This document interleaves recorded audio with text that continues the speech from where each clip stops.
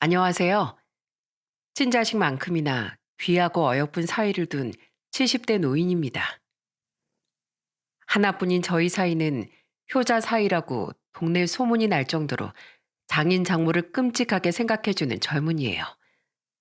물론 천성이 순하고 착해서도 있지만 사실 우리 사이엔 조금 특별한 사연이 있답니다. 요즘 일도 그만두고 집에만 있느라 무료한 노인의 팔푼이 같은 사이 자랑 한번 들어봐 주시겠습니까? 저와 아내는 경기도에서 분식집을 하며 두 아들과 막내딸을 키웠습니다. 정확히 말하자면 분식집을 운영한 건 아내이고 저는 분식집 앞에서 붕어빵을 팔았죠. 학교 다녀왔습니다. 엄마, 저 배고파요. 떡볶이 주세요.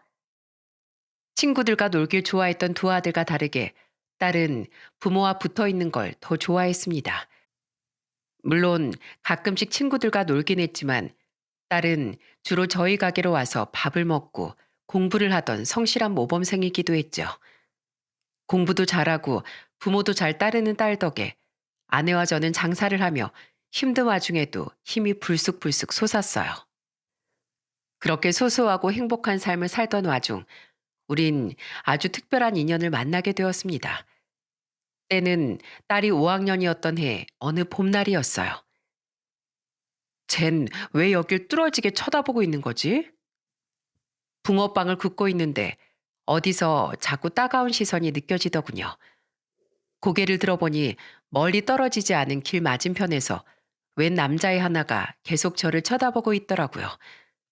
저희 딸 또래 정도로 보이던 그 남자애는 딱 봐도 부모가 신경을 못 써주는 듯한 아이 같았습니다.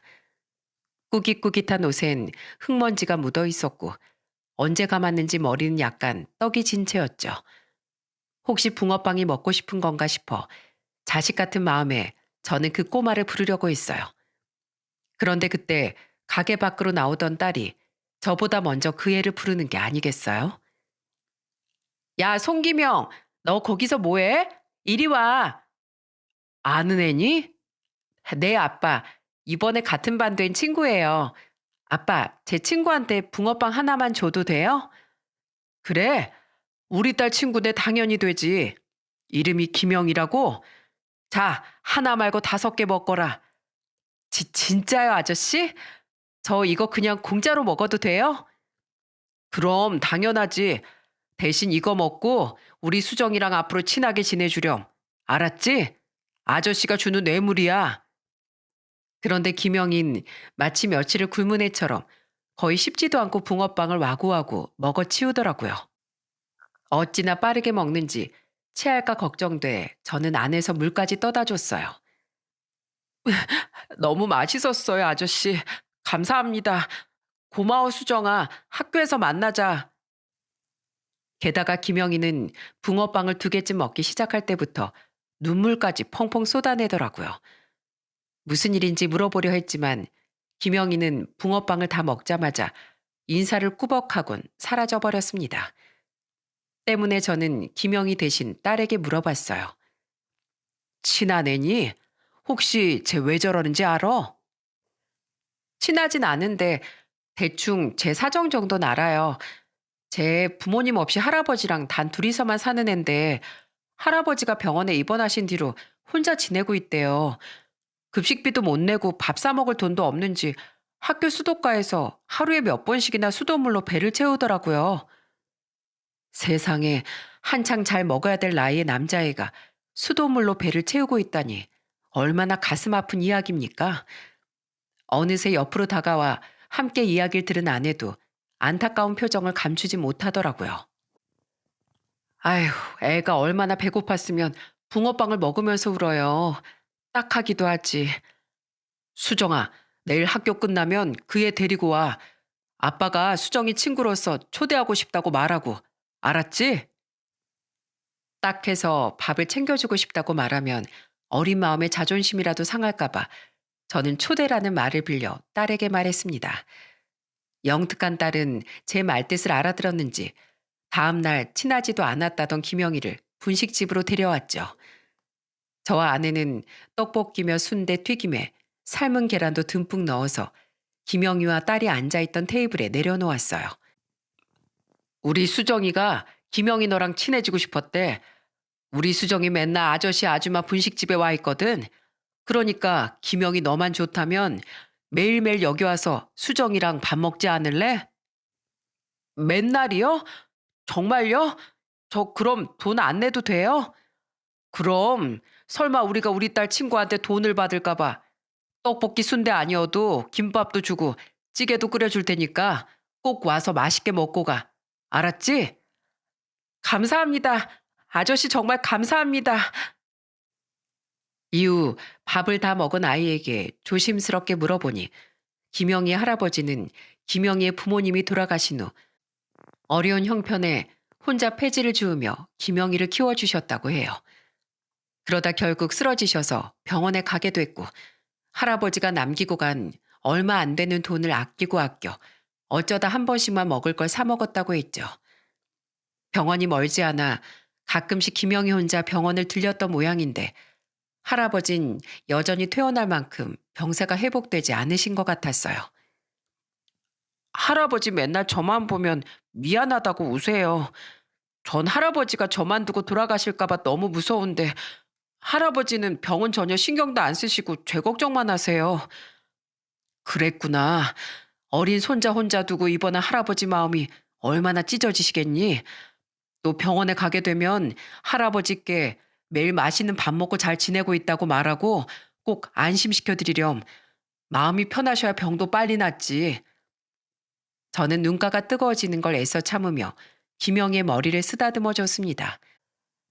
그 뒤 딸은 매일같이 김영희를 데려왔어요. 김영희 다 먹으면 수정이 옆에 앉아서 같이 공부도 하고 책도 읽다가 아저씨 아줌마 집에서 저녁도 먹고 가. 알았지? 사람 마음이라는 게 한 번 가기 시작하면 멈추긴커녕 강둑 터지듯 무섭게 흘러가더군요. 한 번 챙겨주기 시작하니 김영희에 대한 걱정은 전혀 덜어지지 않고 커져만 갔어요. 우린 분식집을 마감할 때까지 김영희를 데리고 있다가 집으로 데려가 저녁도 먹이고 학교 급식비도 내줬습니다. 주말에 먹을 것을 따로 싸주기도 하고 아예 저희 집으로 불러 주말 내내 밥을 해 먹이기도 했죠. 얌마, 펀치는 이렇게 쳐야지. 형 하는 거 봐. 원, 투, 원, 투. 이렇게 형? 그러다 보니 김영인 자연스럽게 딸보다 3살, 4살 많았던 아들들과도 친하게 어울리게 됐습니다. 특히 둘째 아들은 남동생이 가지고 싶었다며 같이 게임도 하고 자기도 TV로만 배운 권투를 알려주기도 하며 김영희와 곧잘 놀아주었죠. 김수정이랑 송기명이랑 사귄대요. 사귄대요. 재밌냐? 이 유치한 것들아?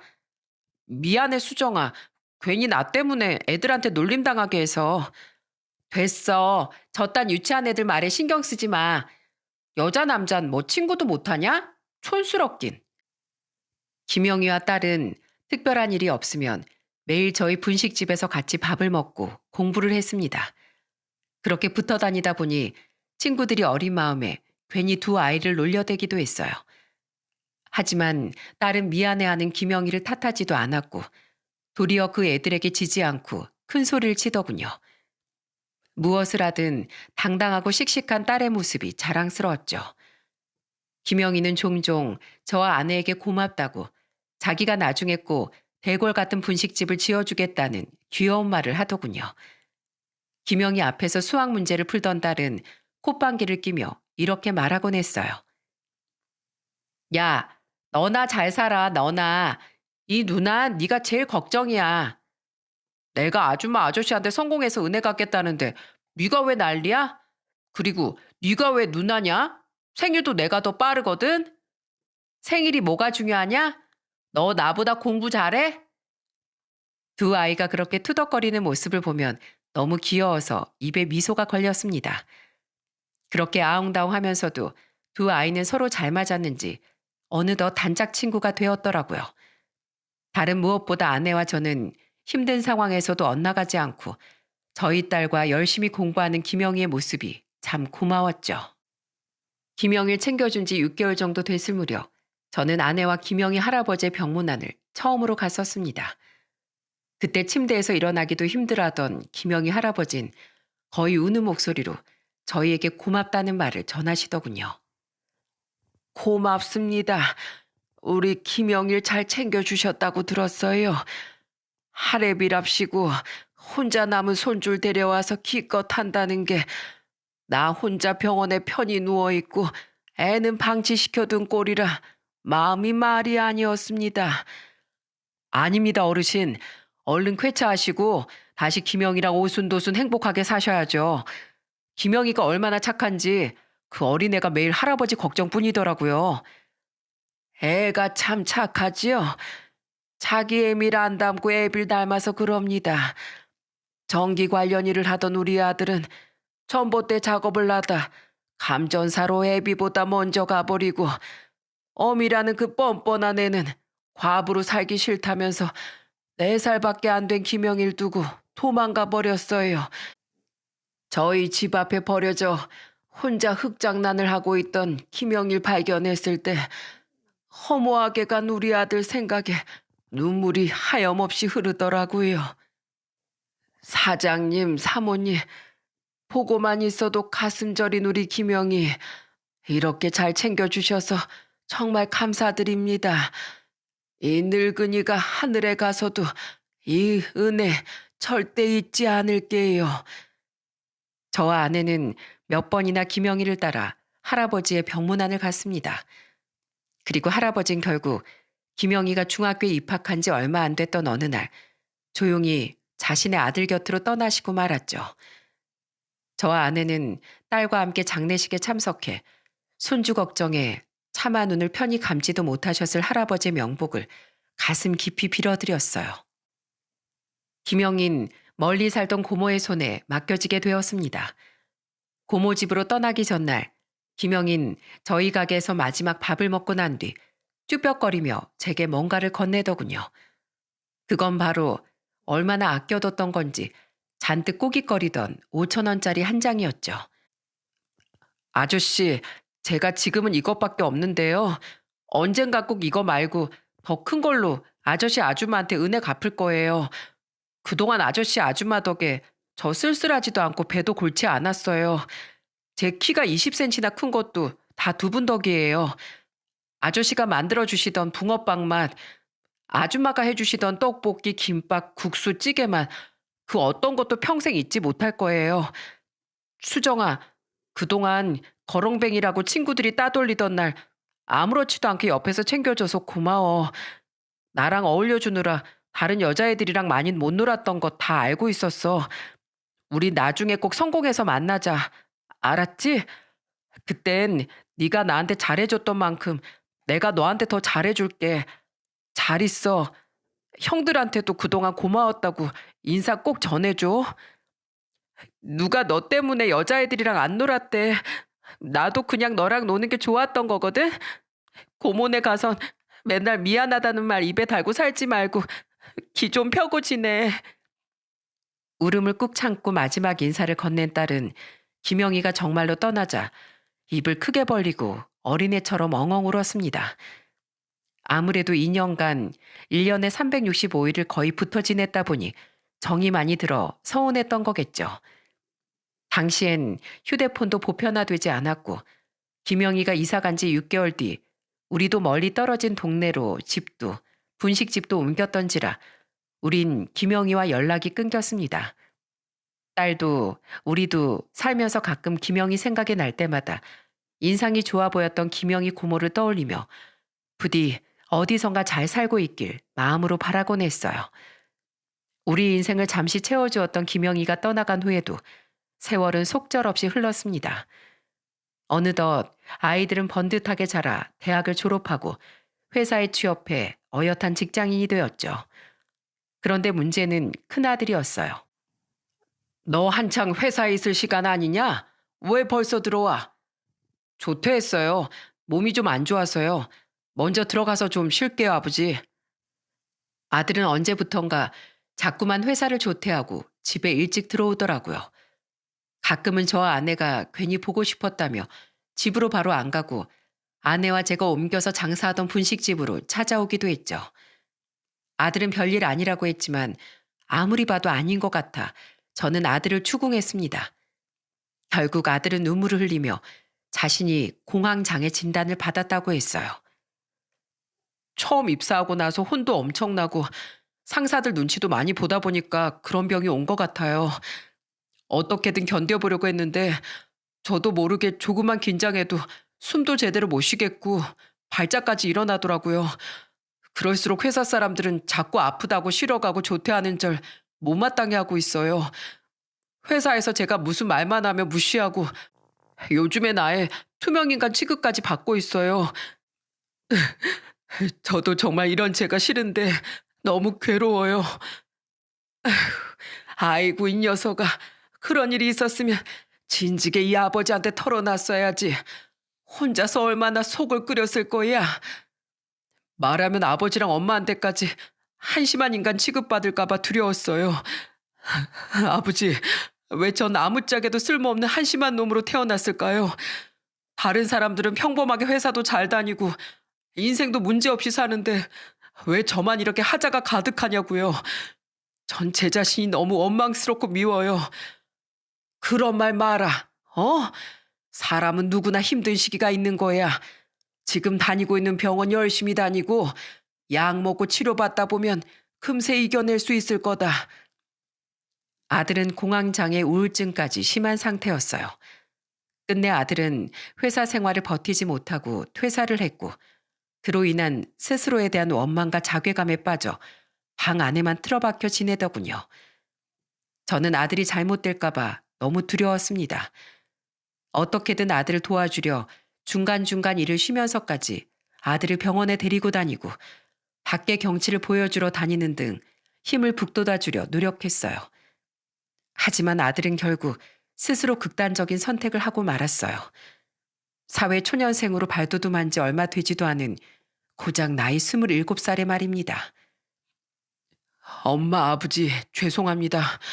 하지만 저같이 사회가 필요로 하지 않는 부적응자는 두 분께도 짐만 될 뿐이에요. 저 같은 자식은 차라리 없는 게 두 분 인생에도 도움이 될 겁니다. 힘들게 낳고 길러주셨는데 이런 못난 인간으로 자라 무책임하게 떠나버리는 절 절대 용서하지 마세요. 이 불효자는 얼른 잊으시고 부디 오래오래 행복하시길 바랍니다. 아들이 남긴 유서는 간결하기 그지없었습니다. 아내와 저는 그 짧은 유서를 끌어안고 세상이 떠나가라 오열했죠. 심지어 아내는 아들의 시신을 보자마자 충격을 받은 나머지 그 자리에서 실신하기까지 했어요. 장례식장에서 아들의 영정 사진을 보며 저는 수도 없이 원망의 말을 내뱉었습니다. 이놈아, 이 아비가 말하지 않았냐. 누구나 인생의 고비가 한 번씩은 찾아오는 거라고. 너에겐 힘이 돼줄 동생들도 부모도 전부 다 곁에 있었는데 뭐가 그렇게 버거워서 급히 가버린 거냐. 정혁이 이놈아, 제발 돌아와다오. 자식이 없는 게 낫다고 생각할 품은 세상 천지 어디에도 없다. 세 아이 중 가장 먼저 만났기에 태어나기 전에도 후에도 우리 부부의 가슴을 가장 벅차게 했던 큰아들의 죽음은 우리에게 너무나 큰 충격을 안겨주었습니다. 작은 아들은 퇴근하기만 하면 자기 형 방으로 들어가 밤새도록 흐느꼈고 대학생이던 딸은 병상에 들어누운 아내를 간병하느라 바빴죠. 저는 아내를 대신해 혼자 분식집 장사를 하면서도 자꾸만 눈물이 흘러내려 손님들 앞에서 몇 번이나 황급히 눈물을 닦아내야 했어요. 아버지, 제가 형 몫까지 엄마 아버지께 더 잘하고 효도할게요. 그러니까 절 봐서라도 제발 기운 내세요. 제일 먼저 기운을 차렸던 작은 아들은 저와 아내에게 큰아들 몫까지 잘하려고 굉장히 노력했습니다. 원래 사람들과 어울리는 걸 좋아하던 아들은 큰아들이 세상을 떠난 후로 약속은커녕 회식까지 뒤로하고 퇴근만 하면 집으로 달려오더라고요. 엄마, 저 꽃게 손질하는 법 좀 알려주세요.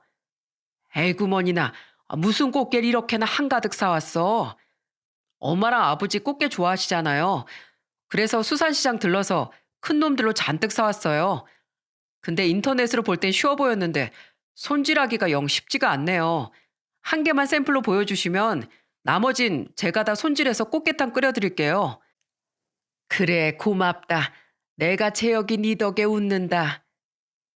기껏 해봐야 라면, 김치볶음밥밖에 할 줄 모르던 작은 아들은 손수 장까지 봐오며 열심히 요리를 하더군요.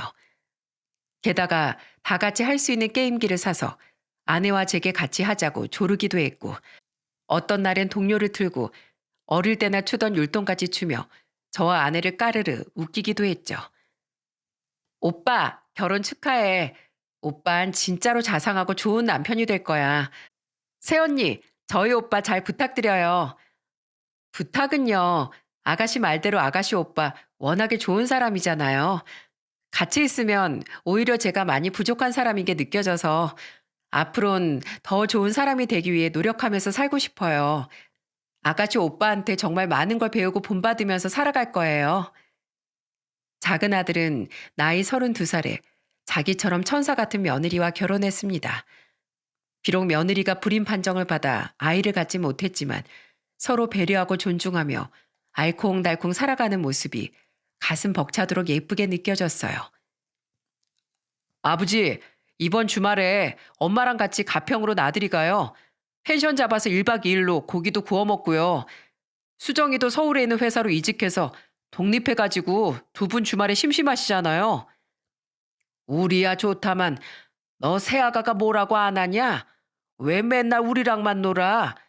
젊은 부부가 둘이서 놀러 다니면서 추억도 쌓고 해야지. 그러지 말고 둘이 다녀와. 우린 괜찮어. 아버지도 참, 제가 집사람한테 물어보지도 않고 놀러 가자고 할까 봐요. 요즘 날씨가 너무 좋다고 엄마 아버지 모시고 나들이 가자면서 전화 드려보라고 채근한 게 바로 집사람이에요. 지금도 옆에서 귀 쫑긋하고 같이 통화 내용 듣고 있는데요. 당신은 당신이 계획했다고 해야 더 좋아하시지. 아버님, 이 사람이 이렇게 뭘 몰라요. 이해하세요. 아버님, 요새 개나리가 너무 예쁘게 폈더라고요. 우리 봄 냄새 맡으러 놀러나 가요. 착한 며느린 우리를 친부모처럼 좋아하고 따라주었습니다. 그 마음이 얼마나 고맙고 예뻤는지 모릅니다. 그렇게 아내와 전 마음씨 고운 작은 아들 부부가 오래도록 행복하게 살길 바랬죠. 하지만 불행의 그림자는 저희 가족을 떠나지 않고 호시탐탐 주위를 맴돌고 있었더군요. 안 된다, 재혁아. 이 바보 같은 거사. 남을 살리러 간 놈이 자기 목숨마저 잃고 돌아오면 어쩌란 말이냐. 아들은 정확히 결혼한 지 4년 3개월 만에 싸늘한 죽음으로 우리 앞에 나타났습니다. 아들은 평소 의협심도 강하고 마음이 여렸어요.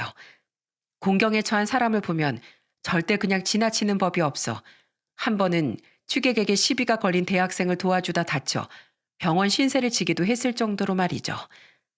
그래서 저와 아내는 저러다가 저놈 언젠가 크게 다치진 않을까 늘 노심초사했었답니다. 그러다 결국 우려했던 일이 터지고야 만 겁니다. 며느리와 계곡으로 놀러 갔던 아들은 수심이 깊은 곳에 빠져 허우적대고 있던 한 젊은이를 구하러 망설임 없이 뛰어들었다더군요. 체격도 다부지고 평소 수영에도 자신이 있었으니 자신이 위험할 거라는 생각은 하지 못한 것 같아요. 하지만 결국 아들은 그 젊은이와 함께 그곳을 빠져나오지 못하고 생을 달리했습니다. 구조대가 와서 아들의 시신을 건져내는 과정까지 모두 지켜본 며느리는 충격을 받은 나머지 한동안 정신병원에서 입원 치료까지 받아야 했죠. 제가 위험하다고 제발 들어가지 말라고 말렸는데 그인 자기를 믿으라고 절 안심시켰어요. 결국 이렇게 자기도 돌아오지 못할 거면서 남을 도우려다가 결국 저만 두고 떠나버렸다고요. 아버님, 저 친정으로 다시 들어가서 살 거예요. 그 사람하고 함께 살던 그 집에 혼자 있으면 정말 제가 미쳐버릴 것 같아요. 어머님, 아버님, 사실 저 두 분하고 아가씨 얼굴 마주하는 것만으로도 너무 힘들어요. 그렇다고 남편 뒤를 따라가자니 저희 부모님 가슴에 대못을 박는 것 같아서 그럴 수도 없어요. 그러니까 어머님, 아버님, 그냥 처음부터 며느리란 존재는 없었다 여기시고 절 잊어주세요. 두 분도 힘드실 텐데 이런 말씀 드려서 정말 죄송합니다. 근데 저도 살아야 하잖아요. 그 사람 가족을 보면 너무 괴로워요. 이해한다. 다 이해해. 우리한테 전혀 미안해하지 말거라 하가. 우리 관계는 이렇게 끝나지만 부디 어디서든 꼭 행복하게 살아다오. 우리 재혁이 목까지 반드시 말이다. 제발 너만은 오래오래 행복하게 살아남아야 해. 결국 우린 며느리와도 마지막을 맞이했습니다. 그렇게 두 아들을 모두 떠나보내고 나니 살아도 사는 게 아니더군요. 분식집에 오는 애들을 보면 어린 시절 왕방울만한 눈으로 저와 아내를 올려다보며 웃던 아들들이 생각나 가슴을 마구 내리치기도 했죠. 세 자식 중 둘을 먼저 보내자 저와 아내는 딸에게 집착을 하기 시작했어요. 수정아, 너 어디냐? 어? 집에 있어? 무사한 거야? 아, 저 집이에요, 아빠. 지금 시간이 새벽 4시인데 갑자기 전화해서 무슨 소리세요? 아휴, 너한테 큰일이 생기는 악몽을 꿨다. 혹시나 무슨 일이 생겨서 너마저 잘못됐을까 봐. 무서워서 아침까지 도저히 기다릴 수가 없었어. 수정아, 너 평소에 혹시 네 오빠처럼 다른 사람들 일에 오지랖 부리고 다니는 거 아니지? 절대 남 일에는 끼어들지 말거라. 남들한테 무슨 일이 생기든 말든 그냥 무시해버려. 나랑 네 엄마 너까지 없으면 세상을 살아갈 이유가 없다. 저와 아내는 시도 때도 없이 딸에게 전화해 걱정을 빙자한 집착을 했습니다. 언제고 딸 또한 연기처럼 호련히 우리에게서 사라질 것 같아 불안해서 미칠 것 같았죠. 자신도 힘들었을 텐데 딸은 저와 아내를 걱정하기 바빴어요. 결국 딸의 권유로 저와 아내는 정신과 상담을 받기 시작했고 시간이 흐르니 조금씩 완화되긴 했지만 두 자식을 먼저 보낸 후유증은 그토록 우리에게 커다란 자국을 남겼습니다. 그렇게 서서히 두 아들을 가슴에 묻고 살아가던 와중 우리에게 아주 커다란 선물이 찾아왔어요. 딸이 39살이던 해 어느 날 주말이라 집에 놀러 오겠다던 딸은 놀라운 손님을 함께 데리고 나타났죠. 엄마, 아빠, 저 왔어요. 제가 누굴 데리고 왔는지 보시면 두 분 아마 깜짝 놀라실걸요? 짜잔! 안녕하세요, 아저씨, 아줌마. 정말 오랜만에 뵙겠습니다. 응? 누구신지. 아, 넌 혹시. 말쑥한 양복을 입고 쑥스러운 듯 뒷머리를 긁으며 나타난 청년은 바로 김영이었습니다. 오래전 늘 딸과 붙어 다니며 저희 분식집과 집에서 밥을 먹었던 꼬마 말입니다.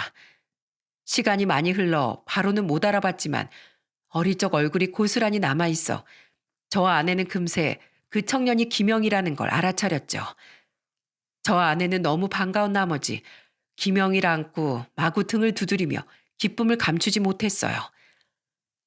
아이고, 김영이 이 녀석아. 너 어떻게 지냈어? 수정이랑은 어떻게 다시 만난 거야? 여보, 우선 내 집부터 드리고 물어봐요. 아휴, 정말 훤칠하게 잘 자랐구나. 아줌마가 끓여주는 김치찌개가 최고라고 따봉을 날리던 때가 엊그제 같은데 밖에서 마주쳤으면 몰라봤을 정도로 훌쩍 커버렸어. 활짝 웃던 딸과 함께 집으로 들어온 김영희는 대뜸 저희에게 큰절을 하더군요. 그리곤 가져온 소고기 세트를 내밀며 자신은 잘 지냈다고 웃어 보였죠. 고모랑 고모부가 굉장히 좋은 분들이라 사촌동생하고 전혀 차별하지 않고 절 살뜰히 키워주셨어요. 덕분에 공부 열심히 해서 명문대도 가고 좋은 직장에도 들어갔다가 30대 중반부턴 작은 의료업체를 직접 차려서 운영하고 있어요. 저 두 분 아니었으면 정말로 굶어 죽었을지도 몰라요. 그래서 저도 두 분처럼 꼭 세상에 필요한 사람이 되고 싶어서 그 사업을 시작하게 됐어요. 진작 찾아뵀어야 했는데 너무 늦게 와서 죄송합니다. 그리고 형들 일은 들었어요. 얼마나 상심이 크셨어요. 그래도 두 분 모두 아프신 것 없이 정정하시니 정말 다행입니다. 정말 보고 싶었어요. 아저씨, 아줌마. 김영희는 성인이 된 후 원래 저희가 살던 동네로 찾아왔었지만 이미 가게도 집도 이사 간 뒤 집 전화번호까지 바뀌어버려 우릴 찾지 못했다더군요. 그러다 얼마 전 SNS를 통해 모일 수 있었던 동창회에서 딸과 재회를 했다고 말했어요. 당시 반장이었던 친구한테 SNS로 처음 동창회를 열 거라고 연락이 와서 혹시 수정이를 만날 수 있을까 해서 나갔어요. 전 수정이 말고 친했던 친구도 없었는데도요. 근데 거기 딱 수정이가 있더라고요. 나도 혹시나 네가 있을까 해서 나가본 거야. 왜 SNS로 널 찾아볼 생각을 진작 못했지? 아무튼 엄마 아빠 그때 얘 만나서 오랜만에 어릴 적 얘기 실컷 했어요. 그리고 김영희 얘가 엄마 아빠를 너무 만나고 싶어 해서 이렇게 데려온 거예요. 제 서프라이즈 어떠셨어요? 어떻긴 이렇게 가슴 두근거릴 정도로 기쁜 거 정말 오랜만이구나. 사업을 하고 있다니 정말 장하다 장해. 그 떡진 머리로 울상을 하고 돌아다니던 꼬마가 이렇게 번듯한 청년이 됐다니 아주 감개가 무량하다. 그러게요. 김영아 고맙다. 이렇게 잘 자라주어서 그저 우린 너무 고마워. 왜 우세요 아줌마. 저까지 눈물 나잖아요. 아저씨 아줌마 세상 사람들이 다 절 모른 척할 때 처음으로 손을 내밀어 준 두 분의 모습 저 평생 잊지 못하고 기억하고 있었어요. 아저씨가 처음 제게 건네주셨던 붕어빵의 따뜻함, 아줌마가 포크로 찍어 제 손에 쥐어주셨던 떡볶이 떡의 매콤함까지 전부 다요. 고모랑 고모부가 절 길러주신 또 다른 부모님이었다면 두 분은 절 살려서 다시 세상에 내놓아준 낳아주신 부모님이나 다름없어요. 그런 두 분을 이렇게 다시 만나게 돼서 제가 얼마나 감격스러운지 몰라요. 아저씨 아줌마 이젠 두 번 다시 연락 끊길 일 없이 앞으로 이렇게 종종 찾아뵈도 될까요? 제가 비록 두 형들에 비하지 못해도 모자르나마 든든한 아들 역할을 하고 싶어요. 아들이라고? 그게 얼마 만에 들어보는 말인지 모르겠구나. 고맙다, 고마워. 에휴, 결국 나까지 이렇게 주책맞게 눈물이 나는구나.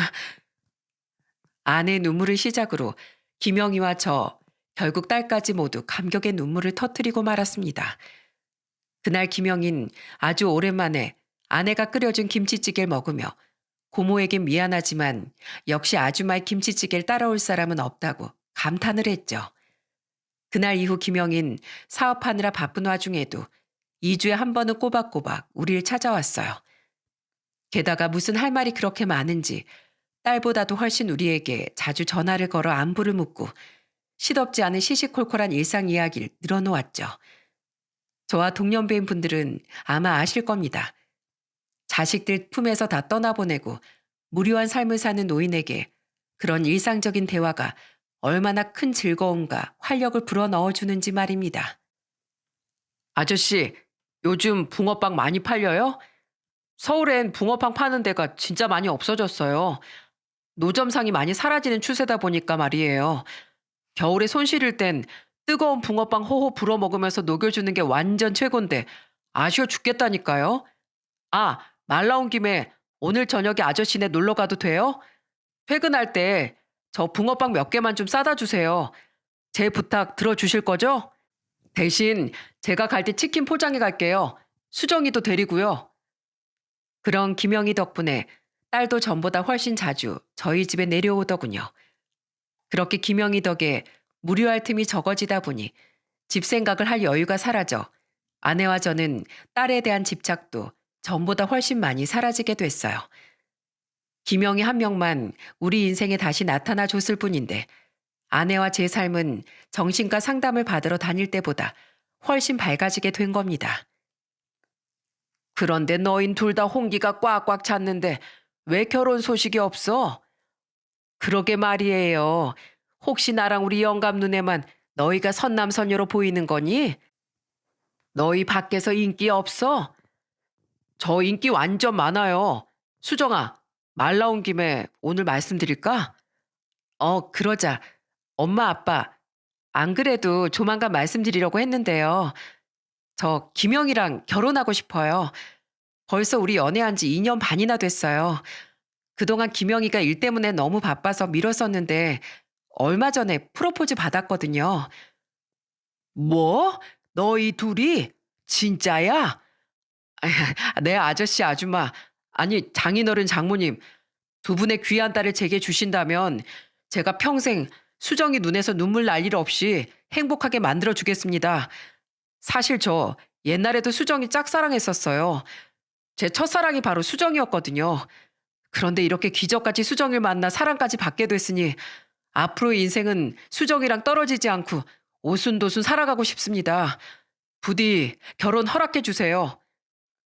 두 아이가 대뜸 결혼하겠다고 선언했을 때 아내와 저는 놀라서 입을 떡 벌렸어요. 하지만 이내 입이 귀에 걸릴 듯 환하게 웃으며 축하해 주었죠. 어렸을 때 같은 학교 애들이 그렇게 너희를 놀려댔는데 그 말이 진짜가 됐구나. 이게 무슨 경사니? 어? 여보, 우리랑 김영희가 보통 인연은 아니었던 거야. 그렇지? 당신도 좋지? 좋고 말고요. 기뻐서 춤이라도 추고 싶은 심정이에요. 둘이 아주 잘 어울린다. 완전 천생연분이야. 결혼이야 물론 허락해 주고 말고 앞으로 알콩달콩 예쁘게 잘 살거라. 알았지? 상견례 자리에서 김영희 할아버지의 장례식 이후 처음 만난 김영희의 고모 내외는 참 좋은 분들이었어요. 김영희의 고모는 저와 아내의 손을 잡고 눈물을 글썽이며 말했죠. 살면서 두 분 이야기 정말 많이 들었습니다. 저희 아버지가 아프실 때 김영희 정말 많이 챙겨주셨다고요. 우리 김영희가 12살 때 수정이랑 같은 반이 된 게 천운이었어요.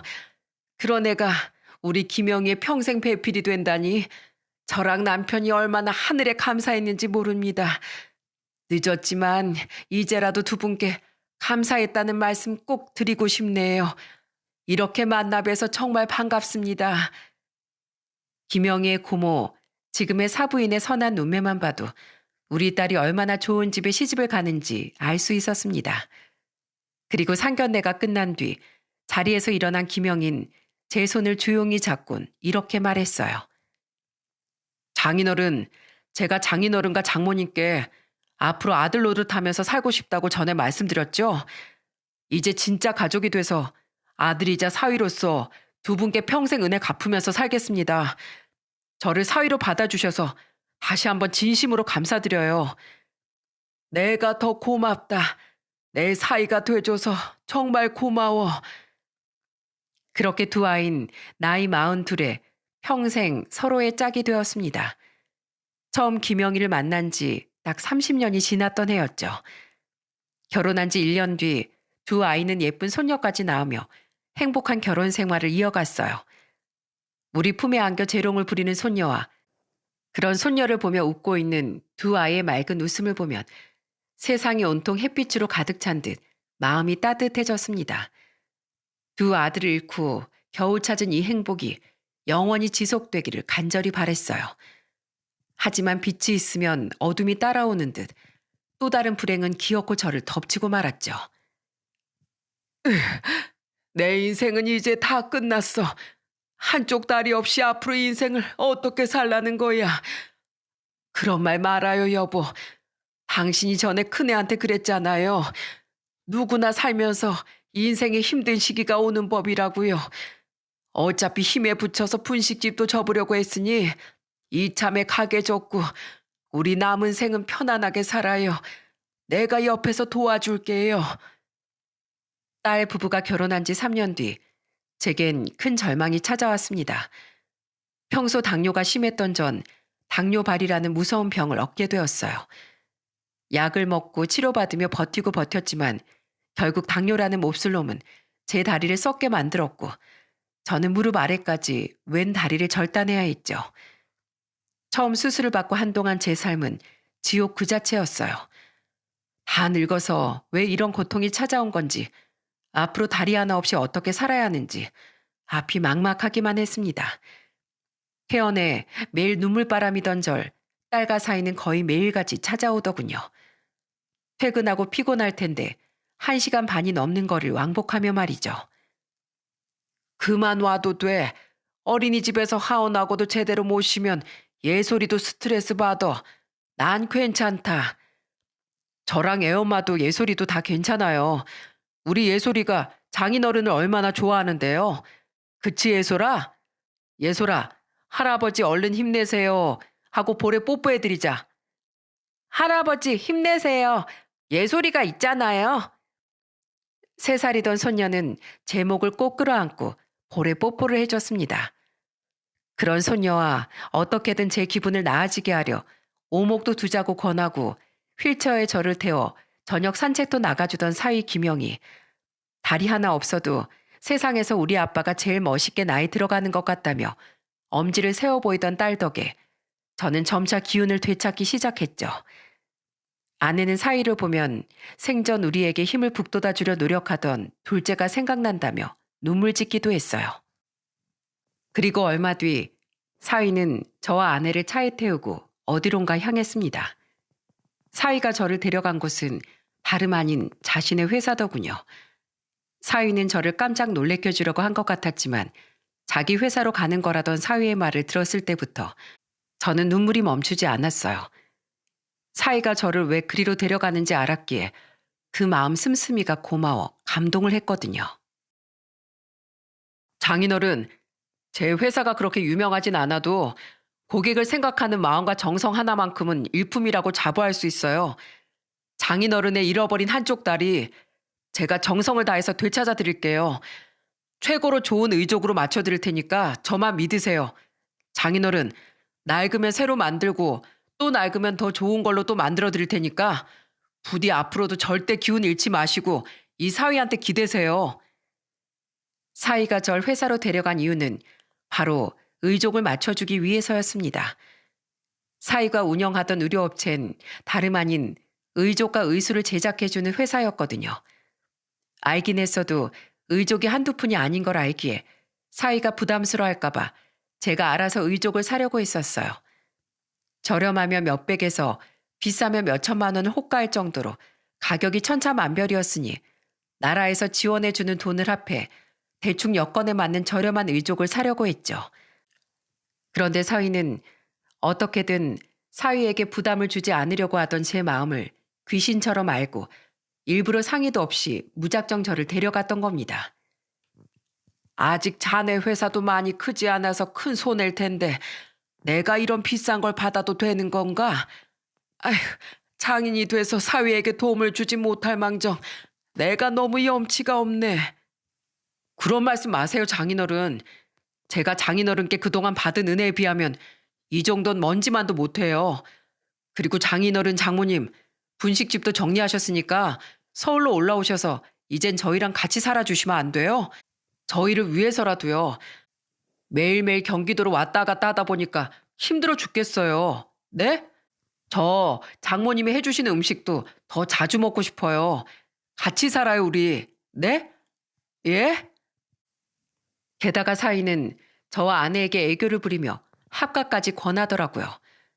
말은 자기들이 오가기 힘들어서라고 했지만 사실 안 오면 그만인 거잖아요. 사위는 저와 아내가 미안해할까봐 그런 핑계까지 괜히 붙여댔던 겁니다. 그런 사위의 마음이 너무 고마워 저는 결국 두 손에 얼굴을 묻고 눈물을 터뜨리고 말았죠. 싫을 이유가 뭐가 있겠니? 너희가 부담스러울까봐 걱정인 게지. 고맙네 손서방. 내가 전생에 무슨 덕을 쌓아서 자네 같은 사위를 만났나 몰라. 늙음하게 자네를 다시 만난 건 내 인생에 2번 다시 없을 큰 복이네. 손서방 자넨 항상 나랑 영감을 울보로 만들어 버리는구먼. 내 너무 고마워서 그러니 한 번만 안아보세. 저와 마찬가지로 감격한 아내는 사위를 끌어안고 사위의 어깨 쪽지를 눈물로 적셨습니다. 저 또한 일어나서 사위를 안아주고 싶어도 다리 때문에 그럴 수가 없었는데 그런 제 마음을 알고 사위는 허리를 잔뜩 숙여 먼저 저를 안아주었죠. 그렇게 1년이 지난 지금 저와 아내는 살던 집을 정리하고 딸 부부와 합가를 했습니다. 또한 사위가 맞춰준 무려 3천만 원 상당의 고급 의족을 차고 생활하고 있죠. 매번 꼼꼼하게 의족을 점검하고 살펴주는 사위에게 저는 늘 고마움을 가지며 살고 있어요. 근력을 기르기 위해 저는 열심히 재활운동도 하고 있습니다. 또한 운동 삼아 4살 된 손녀를 아내와 함께 직접 어린이집에 데리러 가곤 하는데 이런 제가 창피하지도 않은지 손녀는 저를 보기만 하면 후다닥 달려와 와락 제 품에 안기곤 해요. 할아버지, 보고 싶었어요. 요 녀석, 아침에 집에서도 봤는데 그새 이 할애비가 보고 싶었어? 항상 저 아내를 졸졸 쫓아다니며 맑게 웃어주는 손녀 앞에서 저는 항상 무장해제가 되곤 합니다. 손녀 바보에선 헤어나올 길이 없다더니 그 말이 정말 맞는 말이더라고요. 아, 손서방, 나 다 봤네. 방금 저기 검은 돌 옆으로 쓱 옮겼지? 타짜도 아니고 오목으로 치사하게 사기치기 있나? 에이, 저 안 그랬어요. 증거 있으세요, 장인어른?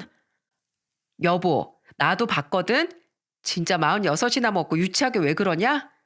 아무튼 엄마 아빠랑만 있으면 자꾸 저렇게 초딩처럼 군다니깐. 봤어? 아, 죄송해요, 장인어른. 저도 밖에 나가면 대표님 소리 들으면서 제법 점잖게 구는데 꼭 이렇게 집에만 오면 이런다니까요. 아마 장인 장모님을 처음 제가 뵀을 때가 어렸을 때라 두 분하고 있으면 어린애가 된 것처럼 마음이 편안해져서 그런가 봐요. 웃으면서 은근슬쩍 넘어가려고 해도 소용없네. 사기칠 때마다 벌금 10,000원씩 내기로 한 거 안 잊었지? 여태 3번이나 걸렸으니 30,000원 어서 내놓게. 저 양반 사이한테 벌금 뜯다가 아주 부자 되겠네. 제 저녁 일상은 주로 사이와 오락도 하고 차를 마시며 수다도 떠는 겁니다. 당뇨 때문에 술을 멀리하는 저를 위해 사이가 몸에 좋다던 각종 차를 사오고 있거든요. 이렇듯 수많은 불행을 겪긴 했지만 저와 아내는 다시 행복을 되찾고 평온한 노후를 살고 있답니다. 34년 전 제가 건넨 붕어빵을 먹으며 펑펑 울던 꼬마, 사위 김영희 덕에 말입니다. 부디 건강만 해달라는 사위와 딸을 위해서라도 저와 아내는 앞으로 철저히 건강관리를 하며 정정하게 살아갈 생각입니다. 여러분들은 운명을 믿으시나요? 저와 아내는 김영희를 만나며 운명을 믿게 됐어요. 우리가 어린 김영희를 도왔던 건 수십 년 뒤인 지금의 행복을 김영희에게 돌려받기 위한 필연적인 사건이 아니었을까 생각하고 있죠. 여러분, 그러니 저는 제 사연을 통해 어려운 이웃을 부디 외면하지 말고 따뜻한 손길을 내밀어 달라는 말을 하고 싶었습니다.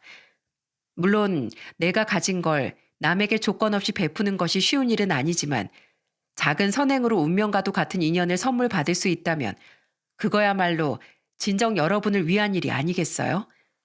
부디 세상을 아름답게 만드는 선행으로 언젠가 저처럼 드라마 같은 사연의 주인공이 되셨으면 좋겠습니다. 그럼 세상 모든 어려운 이들이 제 사위 김영희처럼 밝은 미래를 맞이하길 바라며 이만 사연을 마칠게요. 모두 행복하세요. 감사합니다.